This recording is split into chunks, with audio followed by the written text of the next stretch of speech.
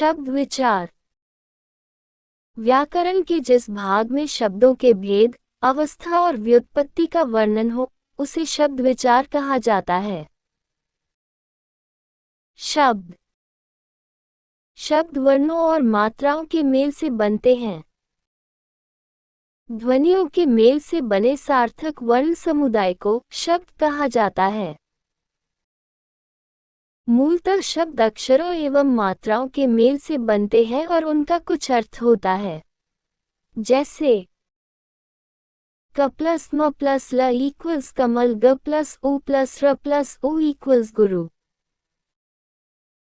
ब प्लस आ प्लस ल प्लस क इक्वल्स बालक, ई प्लस प प्लस त प्लस आ इक्वल्स पिता,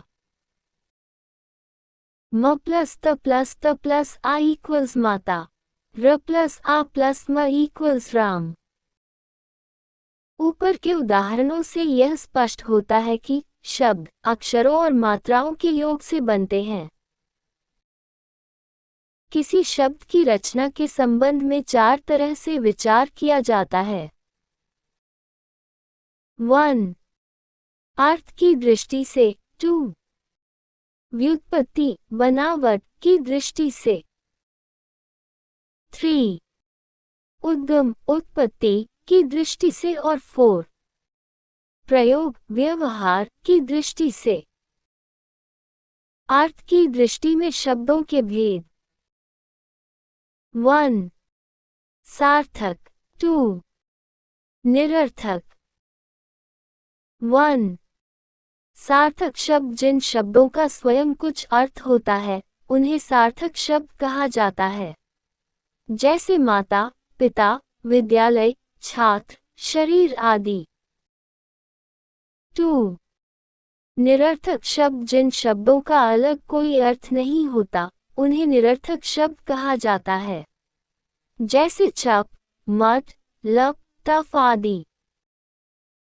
व्युत्पत्ति बनावट की दृष्टि से शब्दों के भेद। 1. रूढ़। 2. यौगिक। 3. योगरूढ़। 1. रूढ़ जिस शब्द के खंडों का अलग अलग कोई अर्थ नहीं हो, उसे रूढ़ शब्द कहा जाता है। जैसे रज शब्द है, इसका खंड र और जग का अलग अलग कोई अर्थ नहीं है, अतः ये रूढ़ शब्द है। इसी तरह नाक, कान, पीला, झर आदि रूढ़ शब्द है। 2. यौगिक जिन शब्दों के खंड सार्थक होते हैं, उन्हें यौगिक कहा जाता है। दूध वाला शब्द है, दूध और वाला इसके दो खंड है, दोनों खंडों का अर्थ है, अतः ये शब्द यौगिक है। 3. योगरूढ़ जो शब्द अपने सामान्य अर्थ को छोड़कर विशेष अर्थ पैदा करते हैं, उन्हें योगरूढ़ शब्द कहा जाता है। जैसे पंकज, जल्स, लंबोदर, चक्रपाणी आदि। उद्गम उत्पत्ति की दृष्टि से शब्दों के भेद। 1. तत्सम। 2. तद्भव। 3. देशज। 4. विदेशज। 1. तत्सम जो संस्कृत के शब्द ठीक उसी रूप में हिंदी में प्रयुक्त होते हैं, उन्हें तत्सम शब्द कहा जाता है। ये भाषा के मूल शब्द है। जैसे तिक्त, जिना, ग्राम, सूर्य, चंद्र, वृक्ष, पंच, चशुर, पंथ, अनु, रात्रि, अग्नि, मयूर, नव, मध्य आदि। 2. भव कुछ शब्द संस्कृत और प्राकृत से रूपांतरित होकर हिंदी में मिल गए हैं। ऐसे विकृत संस्कृत और प्राकृत शब्दों को तद्भव कहा जाता है।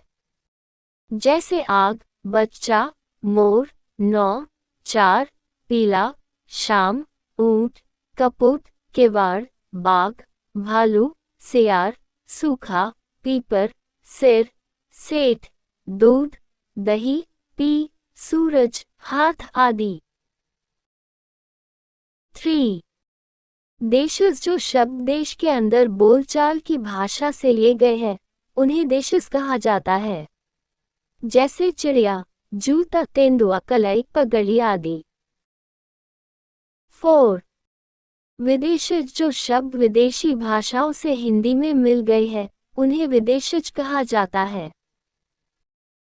जैसे school, table, lamp, mile, ticket, station, अफसोस, आबदार, यादगार, रंग, रोगन, अदा, अजब, अमीर, गरीब, औरत, दुकान, दिक, अलकतरा, बाल्टी, किरानी, किताब, कलम, लीची, आलमारी आदि। प्रयोग व्यवहार की दृष्टि से शब्दों के भेद। 1. संज्ञा। 2. सर्वनाम। 3. विशेषण। 4. क्रिया। 5. अव्यय। 1. संज्ञा किसी व्यक्ति, वस्तु या स्थान के नाम को संज्ञा कहा जाता है, जैसे राम, सीता, कृष्ण, घर, गाय, घोड़ा, जमीन आदि। 2. सर्वनाम और शब्द संज्ञा के बदले में आते हैं, उन्हें सर्वनाम कहा जाता है, जैसे मैं, हम, तुम, वह, वे, आप आदि। 3. विशेषण जो शब्द संज्ञा एवं सर्वनाम की विशेषता बताते हैं, उन्हें विशेषण कहा जाता है, जैसे लाल, काला, पीला, अच्छा, बुरा आदि। 4. क्रिया जिन शब्दों से करना या होना समझा जाब उन्हें क्रिया कहते, जैसे खाता है, सोता है, है, जाता है, आता है आदि। 5. अव्यय जिन शब्दों का रूप कभी नहीं बदलता उन्हें अव्यय कहते हैं, जैसे धीर धीरे, बात, जल्दी जल्दी आदि।